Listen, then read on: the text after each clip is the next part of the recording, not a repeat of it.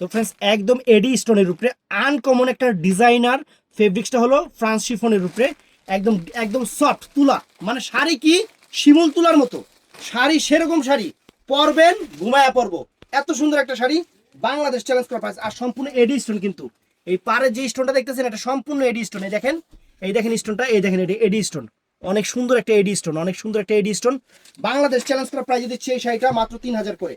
এটা কিন্তু অরিজিনাল এডি স্টোনের উপরে, এটা ফ্রান্স শিফনের শাড়ি, আনকমন শাড়ি, ওই কমন জিনিস না। আর ব্লাউজ পিসটা দেখায় দেই, শাড়িটা একদম ইনটেক নতুন খুলতেছে আপনাদের জন্য। দেখেন এই যে ব্লাউজ পিসটা দেখেন, দুইটা হাতায় ঠ্যাঙে পিঠে, অনেক সুন্দর।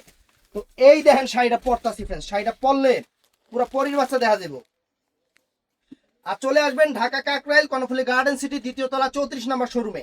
একদম শাড়ি কি কাপড় কি শিমুল তুলা, কাপড় পুরা শিমুল তুলা, শাড়ি পরবেন এগুলো বোম্বের নায়িকারা পরে, আপনারাও পরবেন। ওই যে দীপিকা পান্ডুকোন এই হেরা পরে, তারপরে আয়শাটা গিয়ে না সরি, ওই যে আরেকজনের নাম কি রে, এই যে ইয়ার বউ আলিয়া ভাট। আলিয়া ভাট পরে, যে এই টাইপের শাড়ি আলিয়া ভাট পরে, অনেক সুন্দর শাড়ি, একদম ফ্যাশনেবল শাড়ি, ডিফারেন্ট শাড়ি। খালি পাঞ্জাবিটা পরে এসে আজকে ভেজাল লাগতেছে।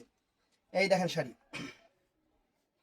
অনেক সুন্দর শাড়ি। শাড়িটা একটু দেখাই আপনাদের, শাড়িটা কিরকম লাগে আউটলুক। শাড়ি পরলে একদম পুরো পরীর বাচ্চা দেখা যাবে আপনাকে, পুরাই পরীর বাচ্চা দেখা যাবে। শাড়িটা পরতেছি প্রাইস মাত্র 3000। এটা কিন্তু এডি স্টোনের কাজ, ওই যে প্লাস্টিক স্টোন না, কুচিটা বেশি দিয়ে লাইছি।